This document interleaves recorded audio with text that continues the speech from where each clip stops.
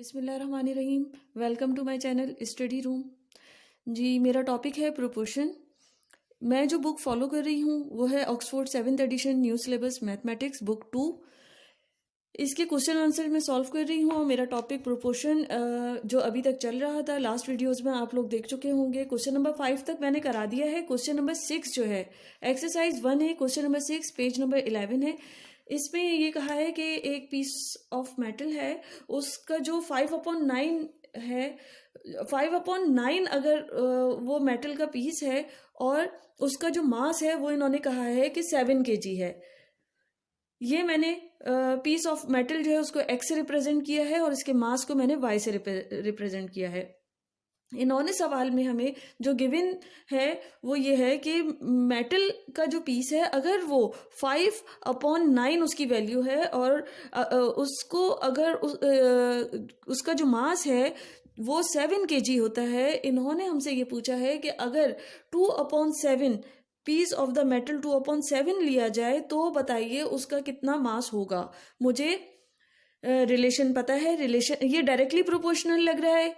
इसको देखकर ही आप देखिए कि अगर 5/9 है, वैल्यू कितनी है 5/9, जब पीस 5/9 था तो उसका मास 7 kg है। उसका मास इन्होंने कह दिया कि वो 7 kg है।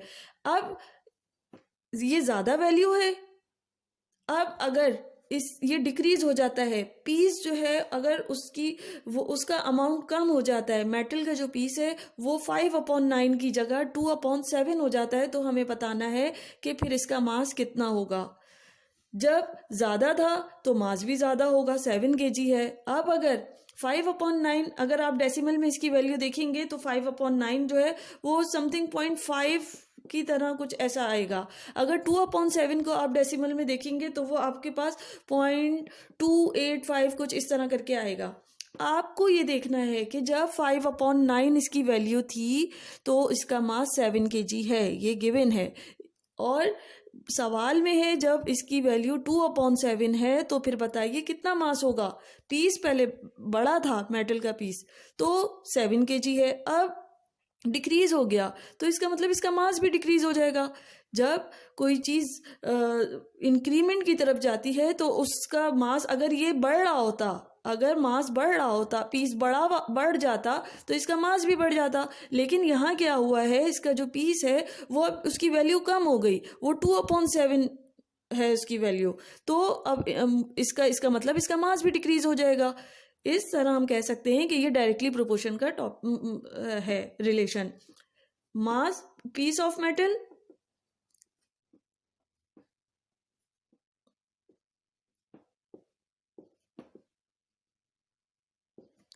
Is directly proportional to mass. वो मास के डायरेक्टली प्रोपोर्शनल है। तो मुझे ये इससे मैं ये कह सकती हूँ, मुझे ये पता है रिलेशन क्या होता है, x1/y1 is equal to x2/y2। Directly proportional का जब बात करते हैं तो ये रिलेशन मुझे पता है, इसको हम लास्ट वीडियोज में पढ़ चुके हैं। x1/y1 जो चीज गिवन है, मुझे 5/9 गिवन है, ये हो गया मेरा जो पीस ऑफ मेटल है। x जो है वो x1 हो गया, जो गिवन है वो x1 है, इसका y जो है वो y1 हो गया। अब जो मुझे रिक्वायर्ड है, मुझे इसका मास मालूम करना है। 2/7 अगर पीस ऑफ मेटल है तो मुझे उसका मास मालूम करना है।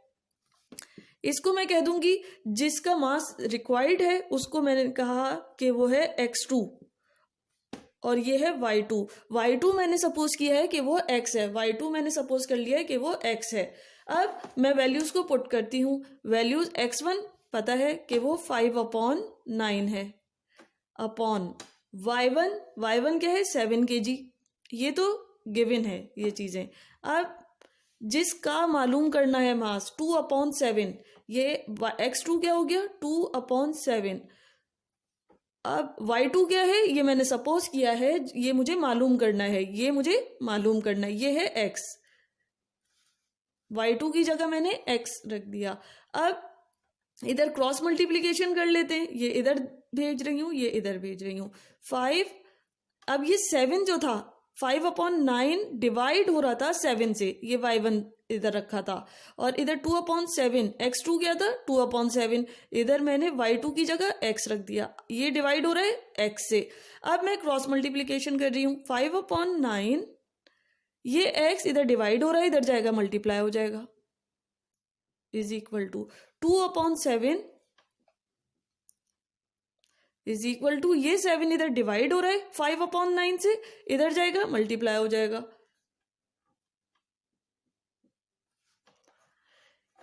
इस तरह ये 7 इस 7 से कैंसिल हो गया, इधर खाली 2 बच गया है, और इधर क्या है 5/9 x इज इक्वल टू 2, ये बचा है मेरे पास। अब इधर ये देखिए कि ये 9 जो है ये इस 5x से डिवाइड हो रहा है, इधर जाएगा तो मल्टीप्लाई हो जाएगा, 5x इज इक्वल टू 2 9 ज़ा 18, ये 9 इससे मल्टीप्लाई हो रहा है, इधर मेरे पास आ जाएगा x इज इक्वल टू 18/5, 18/5। अब अगर मैं इसको होल नंबर में लिखूंगी तो कैसे लिखूंगी, x is equal to 3 whole 3/5 kg, ये मेरे पास ये x आ गया, ये x जो है ये मेरे पास 18/5 या 3 होल 3/5 kg, ये y2 जो है ये, जब मेटल की वैल्यू 5/9 थी 5/9 थी तो इसका मास भी ज़्यादा था 7 kg था, जब जो मेटल है वो 2/7 था तो इसका मास भी डिक्रीज हो जाएगा, जब छोटा बड़ा पीस था तो मास ज़्यादा था, जब पीस छोटा हो गया है तो इसका मास भी डिक्रीज हो जाएगा, 7 kg से वो डिक्रीज होके 18/5, अब ये छोटी वैल्यू हो गई है 7 kg। अब ये kgs में आंसर आ गया, इसका रिजल्ट मैं लिख सकती हूँ,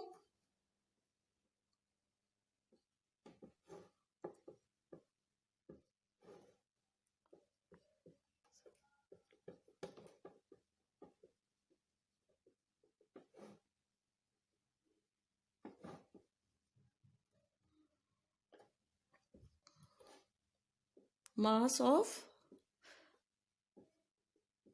3 होल 3/5 kg।